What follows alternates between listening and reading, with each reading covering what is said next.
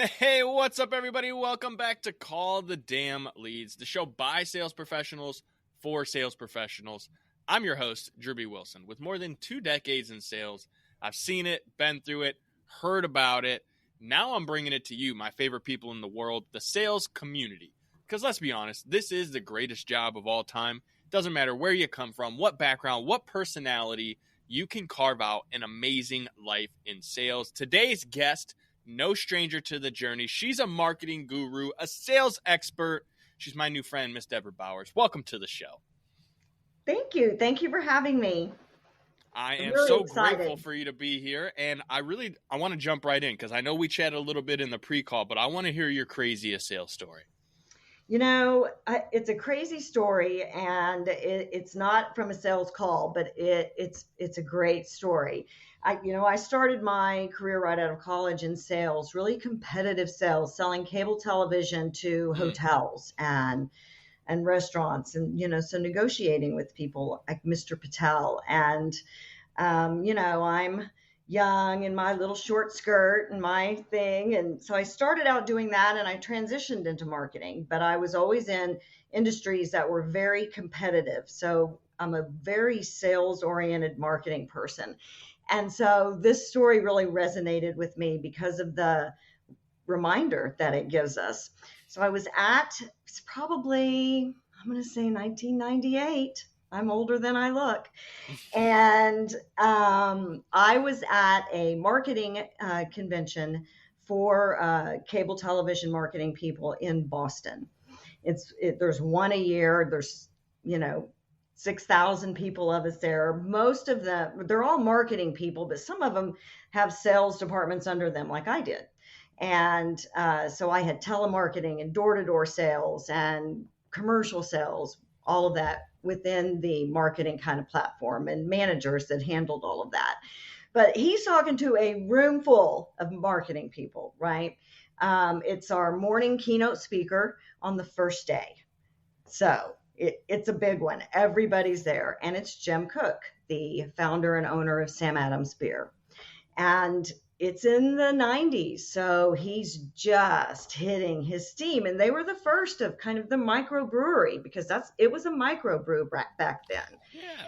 And so it's, I don't know, 9 a.m., 10 a.m., and he comes out and he sets his 6-pack of Sam Adams up on the podium, and he's talking, and he opens up a beer. And so you kind of get how this whole his whole presentation is going to go. And honestly, at this point in time, they were not the national brand, right? He had just a couple of different beers that they brew themselves, and he built his company. I mean, they had just now started, like everybody knew who he was, but it was the beginning. And he built that entire company, the whole thing, humping it door to door, cold calling, restaurants and bars all throughout the Boston metropolitan areas. You can imagine how many of them there are. So, and that, for everybody out there that's in sales, you know how hard that is. He's humping beer around, getting them to try his beer and selling it, and it was vastly so successful of it. So he's kind of teasing the audience a little bit. He knows he's there in front of a bunch of marketing people, right? And so he's definitely playing it up and about how important sales are, and the personal aspect of sales, and how it's so much more important than marketing. He was teasing, but he was being serious too. And I'm a very sales oriented marketing person, and we're becoming kind of a minority. And I talk about it a lot, that you have all these different kinds of marketing companies and content creators and social media and digital and ad people and all of them, and none of them sell. None of them focus on sales, right? None of them. Now, it's not that they're not warming up the market with some branding, right? But so for me, I'm digging it, because I come from the sales background, and so, and a lot, cable television was hadn't hit all of its competitiveness that it has now. So it was, very, we'd just come through rate regulation, I think, around 1998. So it was starting to get competitive with some of the satellite stuff. But he tells this comparison and this joke. And, it's kind of dirty. So you might want to turn down the volume if you're easily offended. But so he says, to me, sales and marketing are very similar to masturbation and sex. And he says, marketing, you can do it anywhere in a closet by yourself. You don't need to talk to anybody. You don't need anybody else. But in the end, for sex, you got to have other people. You got to talk to people. You got to communicate with people. And one's infinitely better than the other, right? And so for him, it's a lot of times marketing exists in this bubble, right? And it's it on its own. And you think about, look at all the impressions look how many clicks I got. Look how many impressions. Look how many engagements that we had. Look how many people liked your post. Mm-hmm. And for me, the only metric, it's not that those aren't valuable. We use those to determine what we need to do if we're not. But if you don't funnel all of that in and it doesn't come out to a sale at the end, then it doesn't matter. That's the only metric that works. And a marketing person, it can't do the end sale. They have to talk to somebody at the end to get it. And that is a critical element. And marketing, people forget that. They have to go together. They so many times are adversarial unnecessarily. And so, which one's more fun, guys? Let's talk about some sales, shall we? It was fantastic. I have to say, he was one of the best speakers. I had the privilege of seeing some really big names speak during my corporate marketing career. And his really stands out, and it resonates with how my business is today. So many people have just forgotten. They just want, let me make all this content. And, that's important. We want them warming up that sales market for us. We want them doing that advertising, but in the end, they have to funnel it in and actually generate a lead for us to be able to go out and sell it. And if we don't do that, then we're all going out of business. That's what is generating the revenue. That's what's important. So that's why I love that story. And it's got that just sort of element to it that makes it memorable, right?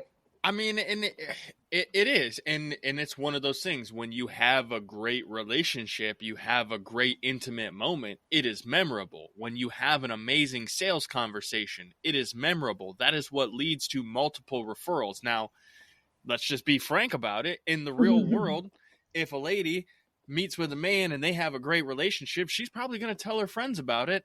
And a lot of times those friends are going to go and try to find out too, because that's the way the world works. And that's what's so interesting about sales and marketing, is when you can bring the two together and you truly understand that getting attention is only a part of the process.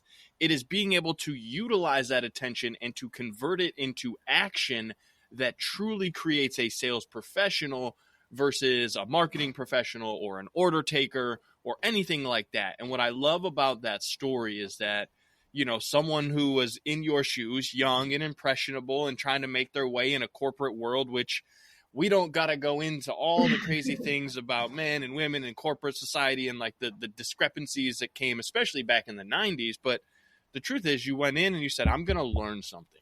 I'm going to go to this event. I'm going to connect with people. I'm going to grow. And I would really be interested to know, from that point on, what would you say has become kind of like your secret sales superpower? What makes you so special when it comes to sales?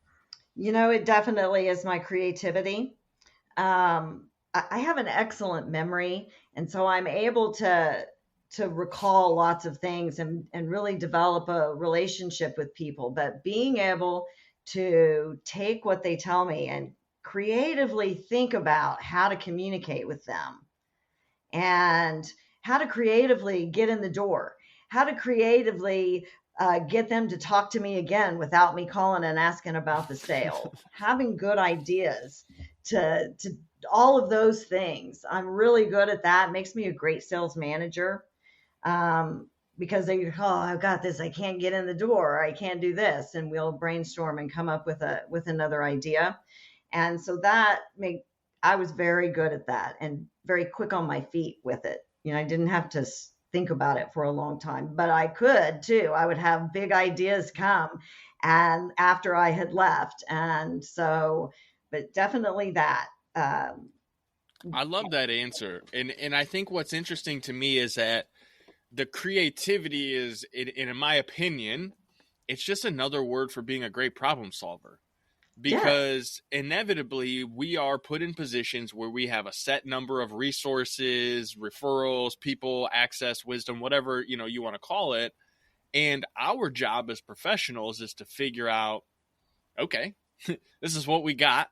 What are we going to do to get to the end result? How are we going to solve this problem? How are we going to put this individual into a better position, knowing what we know and also not knowing what we don't know? Because inevitably that's the craziest part about sales and objection handling, and why creativity is such a great superpower to have and to continue developing. Because not everybody's born incredibly creative, but you can get creative by going through more experiences, by having more conversations and understanding this is where we screwed that picture up. Let's not do that again. And learning. We've all had those sales that we thought were like in the bag, this one's it, and then just completely went crazy. And I'd imagine you probably have one like that in your back pocket somewhere that you remember very vividly. Probably so. If not mine, other people for sure. And so when you're going through the objection handling process, what do you like to do to get creative? What are some of the ways that you kind of lean in on that and you use your marketing background but your sales prowess? I'll give you a good example of this. Wasn't one of my clients. In fact, I was the marketing director, but because I was good at what I did, the sales guys sometimes would come in, and this gentleman was having trouble getting in the door to a dentist office. And so he's getting gate kept, right? That gatekeeper. If you get a good office manager, you're never going to talk to the owner of that business. And he was struggling. And they tried, all the different things that sales managers, and sending a mail and cold calling, going at different times, all the different prospecting ways to do it. So by the time they've come to me, they're looking for something outside the box. And so this is what we did. It was a big office. And so you think about what's going to motivate them. What are they going to really love to get? And I almost always land on food.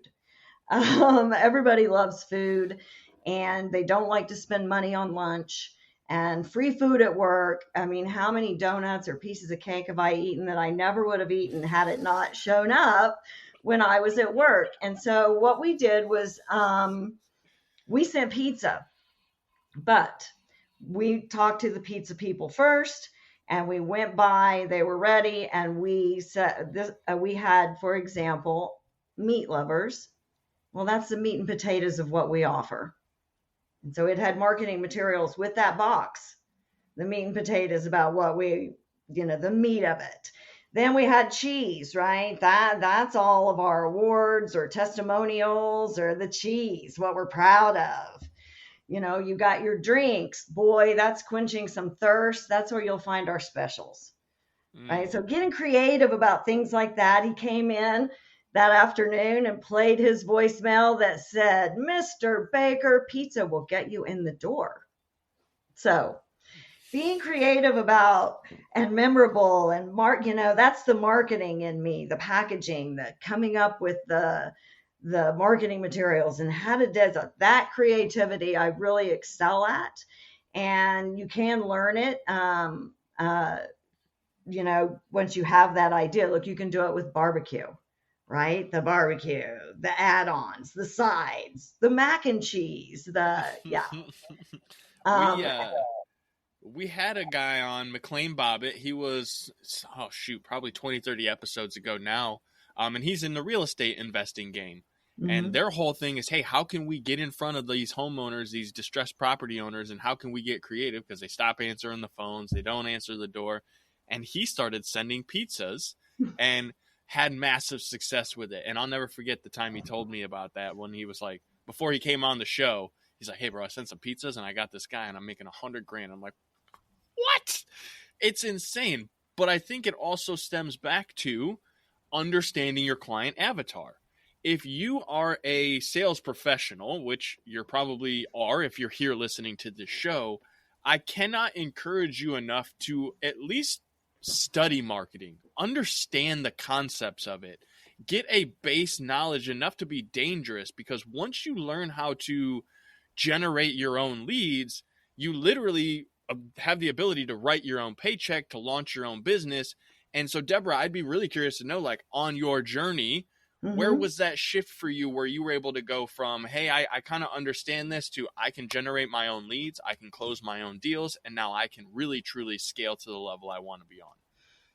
You know, it was pretty early in, because they kind of just, I mean, in the 90s, it's just a different place, right? They smoked cigarettes at their desk. There was cigarette smoke everywhere we went.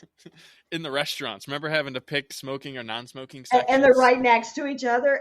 The first time I flew on an airplane, people smoked cigarettes on the airplane. Awesome.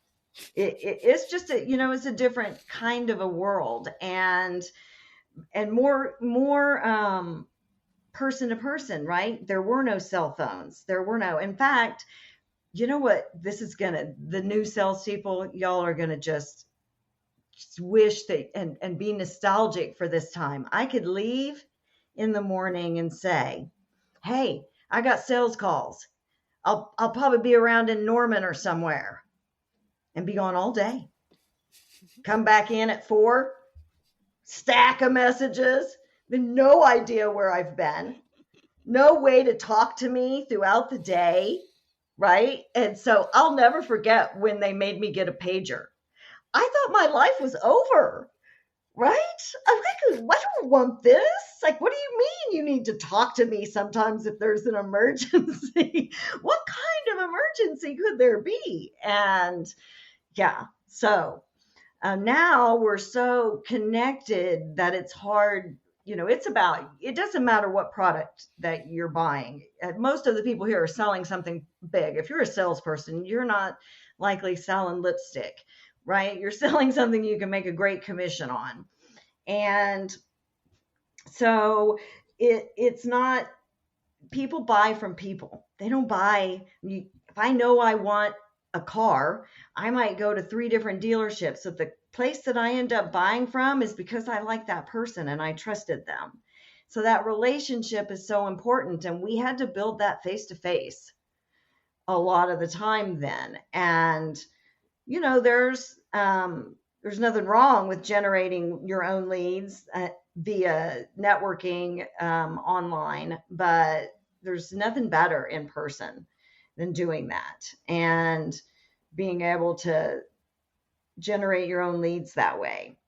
And so we did a lot of that even back then. It was Chamber of Commerce meetings. And so really early in my sales career, I kind of saw that generating back. And I would tell you that our salespeople, they are doing marketing every day, right? When you think about the parts of marketing that when you're doing a sales, making an ad, for example, you got a hook, which is the interest creating remark, right? In sales training, when you're cold calling and you're walking in, I got to get their attention. That's the same as a hook that you're putting in any ad that you do or a post that you make.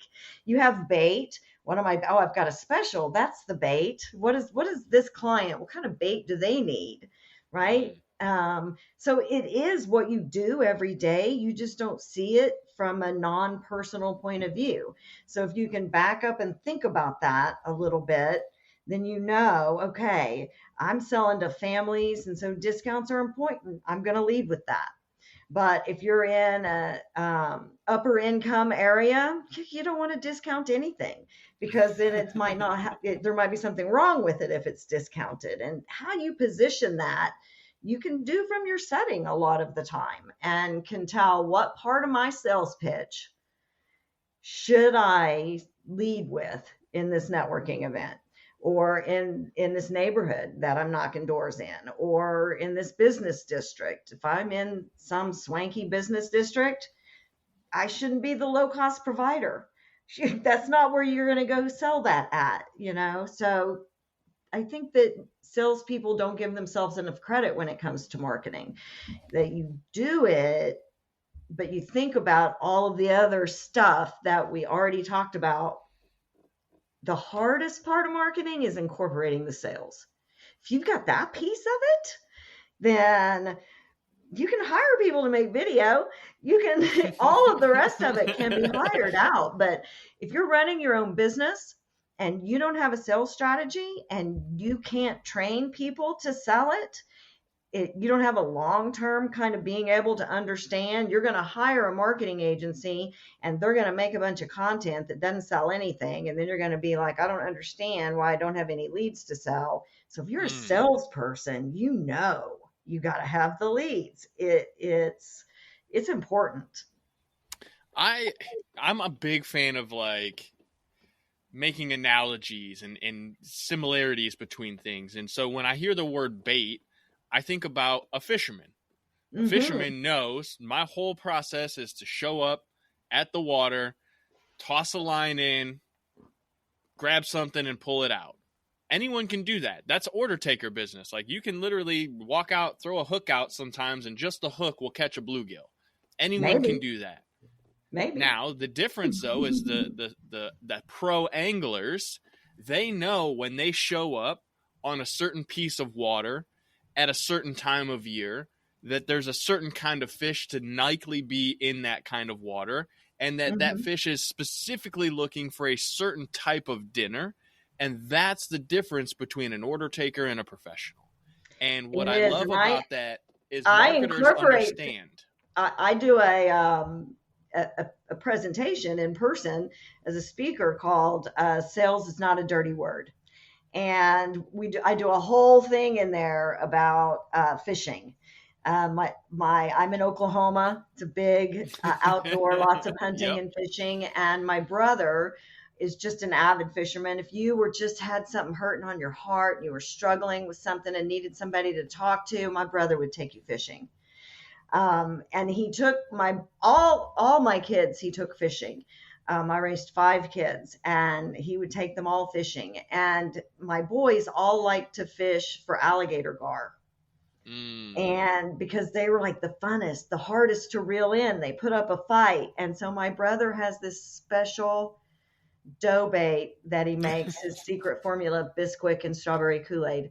And I know those are 2 of the ingredients, and they are attracted to that. And so that it's really important that you not just from a marketing perspective and spend your advertising dollars wisely and target all of that towards it, but your sales too, right? So if we know that the company we're working for or the company we own, we have a special on storm shelters, then we know the kinds of people we're going to be going after. And we can target our presentation, our message, our call to action, the whole bit towards that.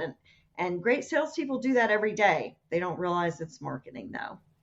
Come on. Now, listen, Debra, I'm sure you and I could sit here and jam out all day long for hours on end, and this ain't the Joe Rogan podcast, so I don't do that, first of all. But I want to be respectful of your time. I can do it, man. I've been on some long ones. I can get pretty chit-chatty.